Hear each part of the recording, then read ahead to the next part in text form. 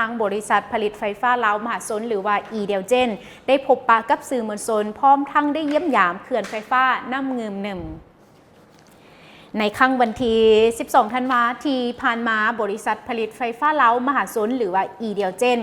ได้จัดกิจกรรมพบปะกับบรรดาสื่อมวลชนลาวสำนักต่างๆโดยการเข้าร่วมของทานดาวเวียง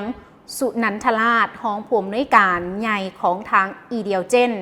และทานเลวเงินจันทบุรีผู้อำนวยการเขื่อนไฟฟ้าน้ำงืมหนึ่งมีทั้งคณะผู้บริหารของทางอีเดลเจนและเขื่อนไฟฟ้าน้ำงืมหนึ่งพร้อมด้วยสื่อมวลชนจาก 13 สำนักข่าวเข้าร่วมด้วยกันจุดประสงค์ของกิจกรรมในครั้งนี้ก็เป็นเพื่อสร้างความเข้าใจให้แก่ทั้งสื่อมวลชนลาวเกี่ยวกับการดำเนินงานและความรับผิดชอบของบริษัทรวมทั้งบทบาทความสำคัญของเขื่อนไฟฟ้าน้ำงืมหนึ่งซึ่งในนั้นทานเลวเงินจันทวีผู้อำนวยการเขื่อนไฟฟ้าน้ำงืมหนึ่งก็ได้กล่าวว่าเขื่อนไฟฟ้าน้ำงืมหนึ่งแมนเป็นมรดกแห่งพลังงานลาวถือเป็นโครงการเขื่อนไฟฟ้าพลังงานน้ำขนาดใหญ่แห่งทำอิฐของสปป.ลาวที่มีความสำคัญทางประวัติศาสตร์แม่น้ำงืมซึ่งเป็นสาขาของแม่น้ำคองมีต้นกำเนิดอยู่ที่บ้านยอดงืมเมืองแปกแขวงเสียงขวางโครงการนี้มันมีเนื้อที่อ่างโตงน้ำกวมเอา 8,460 ตารางกิโลเมตรโดยตัวเขื่อนเป็นประเภทเขื่อนเบตงมีความยาว 468 เมตรและสูง 70 เมตรจากระดับรากฐานการพัฒนาเขื่อนแมนได้ดำเนินไปเป็นระยะตั้งแต่ปี 1968 จนถึงปัจจุบันระยะที่1แมนเริ่มแต่ปี 1968 ถึงปี 1971แมนได้ติดตั้งเครื่องผลิตไฟฟ้า 2 หน่วยรวมกำลังแมน 30 เมกะวัตต์ระยะที่ 2 แมนนับแต่ปี 1976 จนถึงปี 1978และได้มีการเพิ่มมาอีก 2 หน่วยรวมเป็น 80 เมกะวัตต์และระยะที่ 3 มันเริ่มแต่ปี 1983 จนถึงปี 1984 ได้เพิ่มมาเติมอีก 1 หน่วยเป็นมาเพิ่มเติมอีก 1 หน่วย 40 เมกะวัตต์นะคะผู้ชมและในนั้นในปี 2003 หาปี 2004 แม้นได้มีการซ่อมแปลงใหญ่เครื่องจักรเบอร์ 1 และเบอร์ 2 เฮ็ดให้กำลังเพิ่มขึ้นเป็น155 เมกะวัตต์การขยายครั้งใหญ่ที่สุดแมนภาคขยายเบอร์ 7 และเบอร์ 8 นับแต่ปี 2015 หาปี 2018 ที่เพิ่มขึ้นอีก 80 เมกะวัตต์และภาคขยายเบอร์ 6 นับแต่ปี 2017 ถึงปี 2022 เพิ่มอีก 40 เมกะวัตต์ฮอดปัจจุบันเขื่อนนี้กำลังติดตั้งรวมแมน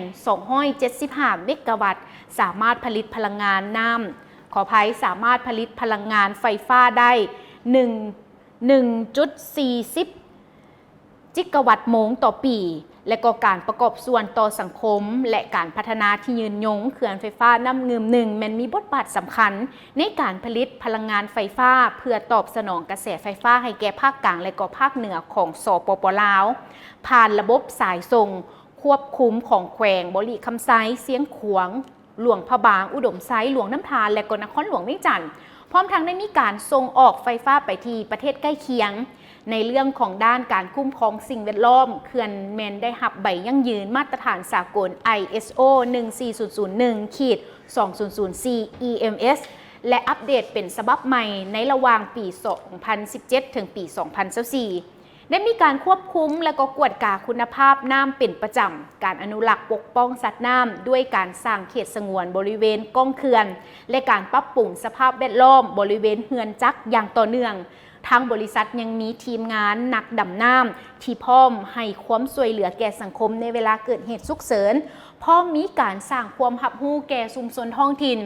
ด้านการขยายข่าวสารและการสนับสนุนอุปกรณ์ให้แก่บรรดาบ้านใกล้เคียงนั่นเองและในตอนท้ายทานดาวเวียงสุนันทราชห้องผู้อำนวยการใหญ่ของอีเดลเจนก็ได้กล่าวว่า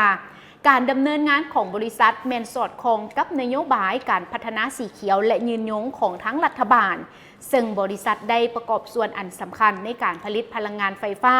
เพื่อตอบสนองความต้องการในการพัฒนาเศรษฐกิจของชาติให้แก่ประชาชนได้สมใช้นับตั้งแต่อดีตจนถึงปัจจุบันและยังจะสืบต่อไปในอนาคต การเยี่ยมยามในครั้งนี้แม่นได้แสดงให้เห็นถึงความมุ่งมั่นของทางอีเดียวเจนในความโปร่งใสและความรับผิดชอบต่อสาธารณะพร้อมทั้งสืบต่อพัฒนาระบบพลังงานของชาติให้เข้มแข็งและยืนยงต่อไปนั่นเองและนี่ก็ถือได้ว่าเป็นอีกหนึ่งเวียกงานของทางอีเดียวเจนได้มีการพบปะแลกเปลี่ยนข้อมูลข่าวสารกับทางสื่อมวลชนถึง13สำนักงานข่าวนั่นเองและในนี้เราก็เป็นอีกหนึ่งข้อมูลข่าวที่นำมาให้ประธานติดตามกัน